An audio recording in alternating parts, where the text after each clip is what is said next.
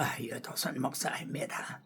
구독자 여러분, 오늘과 함께 여러분과 함께 은혜 받을 말씀은 구약의 불기둥과 신약의 성령의 인도하심, 이 둘을 파라티템이 두 장면을 나란히 놓는다.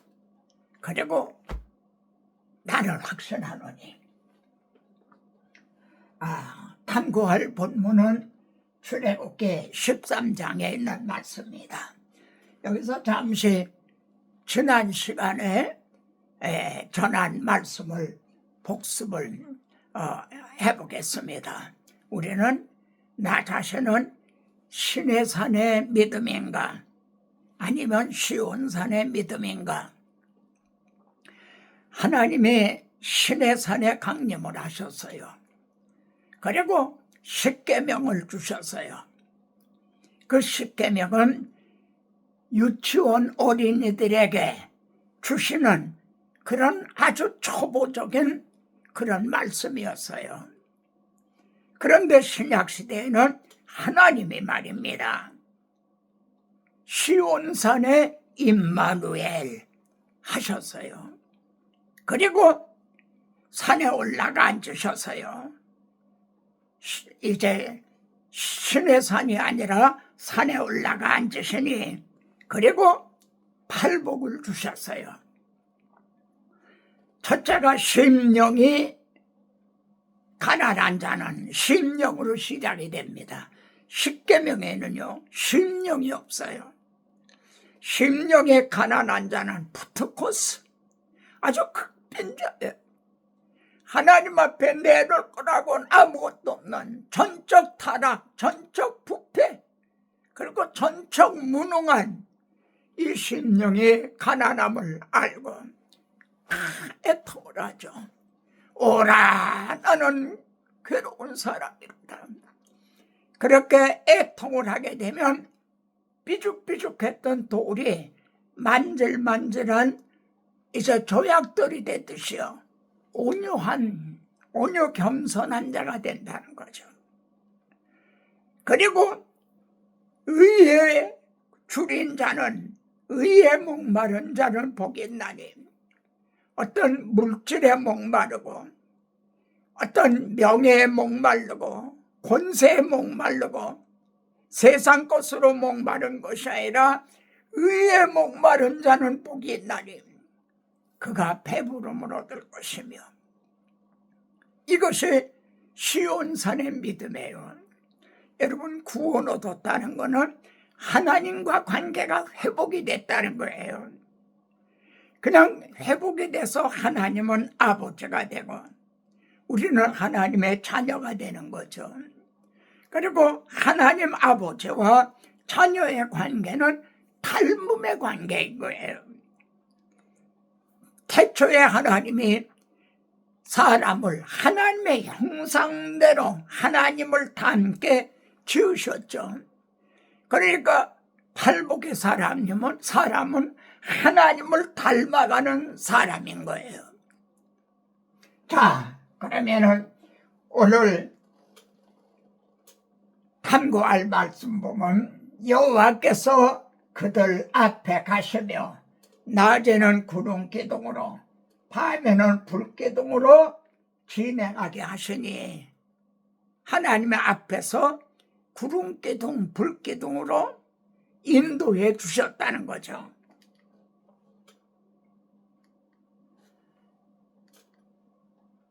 민수기에서는요, 구름이 성막에서 떠오르는 때에는 이스라엘 자손이 곧 행진하였고, 출발하라고 그러시는구나. 근데 구름이 머무르는 곳에는 이스라엘 자손이 진을 쳤으니 여기서 머무르라고 그러시는구나.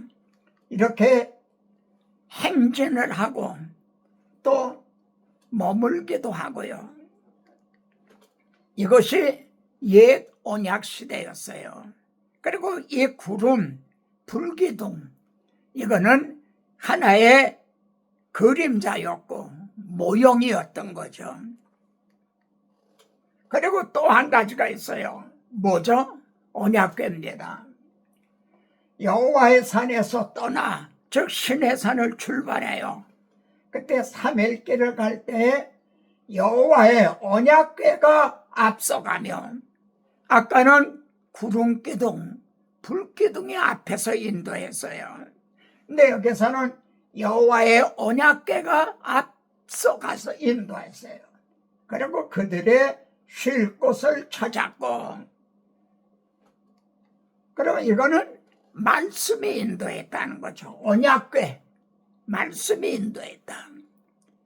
그림자와 모형으로서 불기둥, 성령과 언약궤, 말씀이 인도했다는 거죠. 그러면은 새 언약 시대는 이 그림자와 모형이 어떻게 실체로 이루어졌는가? 하나님의 영으로 인도함을 받는 사람은 곧 하나님의 아들이라. 하나님의 영으로 인도함을 받는 사람, 이 사람이 하나님의 자녀라는 거예요. 너희는 성령을 따라 행하라. 구름기둥이 인도하는 대로, 불기둥이 인도하는 대로 따라 행하라. 그리하면 육체의 소욕을 이루지 아니하리라. 나는 성령을 따라 행하고 있는가? 아니면 육체의 욕심대로, 내 뜻대로 행하고 있는가? 여기서 말입니다. 많은 분들이 하나님 나를 좀 인도해 주세요. 나를 좀 인도해 주세요. 저도 옛날엔 그랬어요. 근데 성령님은 인도를 해주세요. 문제가 어디 있느냐? 인도해 주시는 성령을 따라 행하지 않는 우리에게 문제가 있어요. 성령님은 우리를 인도해 주시기 위해서 오셨어요. 근데 우리는 성령의 인도하시는 대로, 성령의 소욕대로 행하지 않는다는 거죠. 따라 행하지 않는다는 거죠. 문제가 여기에 있다는 거죠. 자, 그러면 어디에 있는 성령이 어떤 방법으로 우리들을 인도해 주시는가? 벌써 이미지만 봐도 아실 거예요. 너의 몸이, 여러분의 몸이 말입니다. 전에는 악한 사탄의 소굴이었어요. 근데 이제는 성령의 전이 됐다는 거예요. 성령의 전. 하나님은 어떤 건물에 계시는 것이 아니라 이제 여러분의 마음에 거하시기를 원하시는 성령의 전인 줄 알지 못하느냐? 왜 이걸 잊어버리고 있느냐는 거예요. 제가 자주 그런 질문합니다.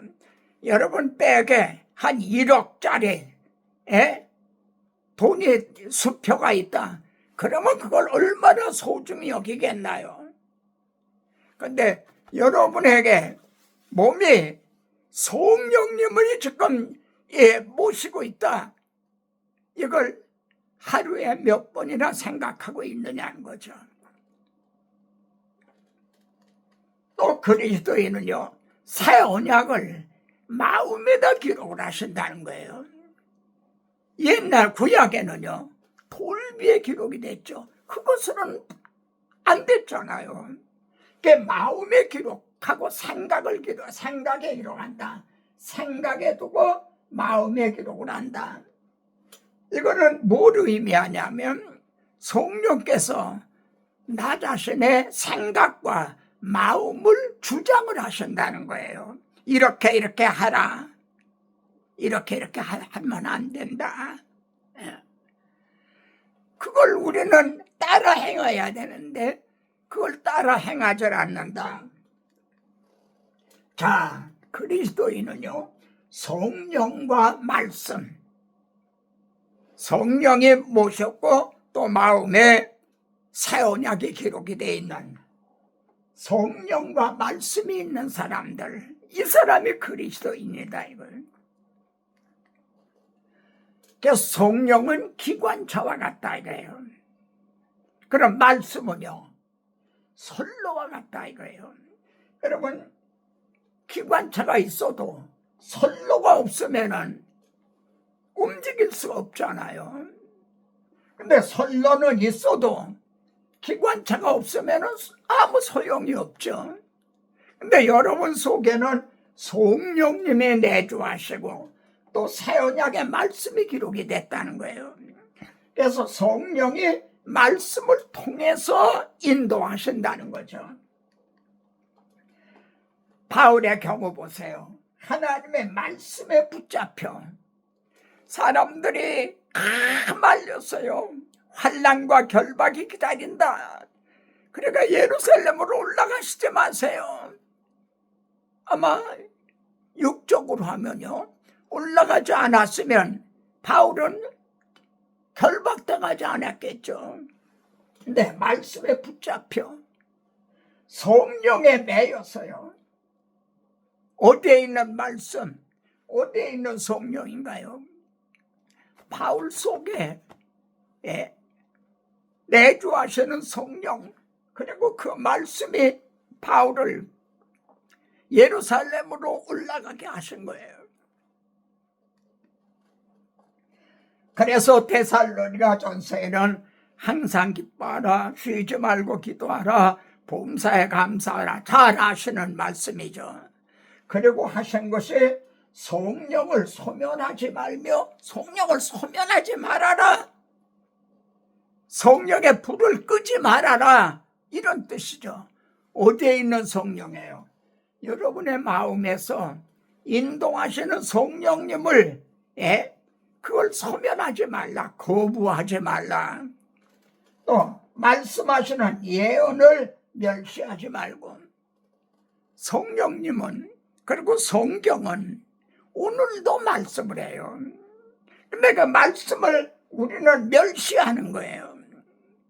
또 설교자들을 통해서 매일 주일 또 새벽마다 다 말씀을 하죠. 그런데 소쿠리에 물 붓기식으로 한 귀로 듣고 한 귀로 흘러버리는 것은 아닌가. 그래서 성령을 소멸하지 말며 너희를 인도하는 성령을 소멸하지 말고, 또 너희 마음에서 기록된 말씀을 통해 말씀하는 그 예언을 멸시하지 말며. 그래, 그리스도인은 어떤 사람이죠? 우리는 진리를 거슬려 아무것도 할 수 없고 오직 진리를 위할 뿐이니라. 바울은 이렇게 말하는 셈이야. 나는 내 마음대로 할 수가 없는 사람이다. 내 마음대로 할 수 없어.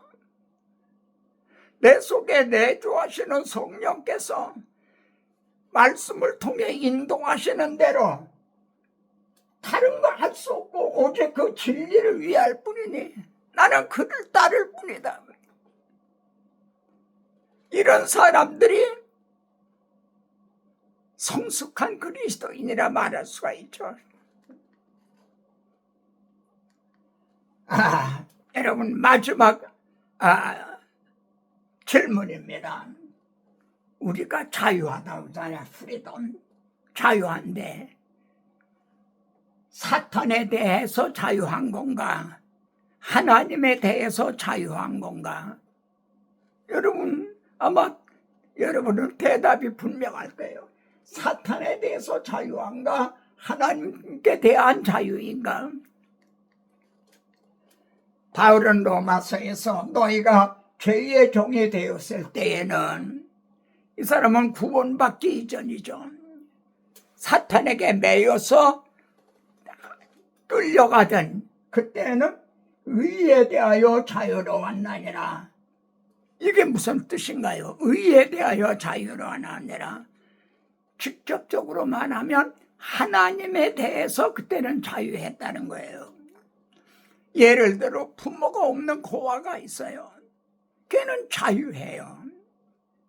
잘못해도 아버지가 야단치는 그런 아버지도 없잖아요. 또 공부해라, 너 이 다음에 어떻게 들그리느냐? 잔소리하는 엄마도 없잖아요. 얼마나 자유해요. 이게 그런 뜻이에요. 죄의 종이 되었을 때는 의에 대하여 자유했다는 거죠. 그때는 사탄이 시키는 대로 죄의 종이었다. 그러나 이제는 사망에서 생명으로 옮겨졌잖아요. 너희가 죄로부터 해방이 되고 하나님의 종이 되어서 내 마음대로 할 수가 없어요. 진리를 위할 뿐이니라. 내 마음에 오신 성령님과 그리고 내 마음에 기록된 이 말씀을 통해 인도하시는, 그래 그때마다 느헤미야처럼 잠깐 묵상을 하면서 이럴 경우 어떻게 하면 되겠습니까? 이렇게 묻는 마음으로 그리고 행동을 한다는 거죠. 나는 내 마음대로 할 수가 없다. 나는 하나님의 종이 되어서 오직 진리를 위할 뿐이니라. 구약시대는 구름기둥 불기둥이라는 그런 그림자 모형으로 인도했지만 이제는 복음이 밝히 드러난 신약시대는 성령님과 그리고 새 언약의 말씀이 우리를 인도하신다. 이럴 땐 여러분, 그러면은 성령의 인도를 하심을 따라 행하라. 저는 세 가지만 좀 꼽고 싶습니다. 첫째는 우리 몸 관리예요. 우리 이 몸이 뭐가 될 수 있고 또 뭐로 악용이 될 수 있죠. 의의 무기가 될 수도 있고 불의의 무기가 될 수도 있어요. 우리 몸이 말입니다. 불신자만 그런 게 아니에요. 거듭났어요. 그리고 성령을 모셨어요. 그러면서도 사탄에게 이용을 당해서 마귀의 심부름 노릇하는 불의의 병기가 될 수 있다는 거죠. 그렇게 될 때 교회가 어지러워지는 거죠. 그 사람을 통해서 다른 사람들이 상처를 입고 그렇게 되는 거죠. 우리 몸 관리예요. 여기에는 건강 관리도 들어있다고 할 수 있어요. 건강도 여러분 거가 아니에요. 주님의 피로 사신 주의 영광을 위한 것. 두 번째는 시간 관리예요. 우리들을 피로 사셨다는 것은 이제는 우리 시간도 내 것이 아니다. 시간 관리. 돈 10,000원 혹은 100,000원, 그거는 소중히 여기면서요, 10분, 30분 이런 시간은 얼마나 허비하고 있는가. 시간 관리. 부자나 가난한 사람에게 하루는 24시간 똑같이 주어졌죠. 이 시간을 어떻게 관리하느냐. 세 번째는 물질 관리예요. 잘 아시는 우리는 정직이다. 관리할 뿐이라는 거죠. 11조 드렸다. 그리고 나머지 내 마음대로 해도 된다. 그게 아니라는 거죠. 이 세 가지를 관리하면서 성령의 인도하심을 따라 살아가는 우리들이 되십시다. 이럴 경우 어떤 찬송이 여기에 오늘 말씀에 어울릴까요? 예수 나를 오라 하네.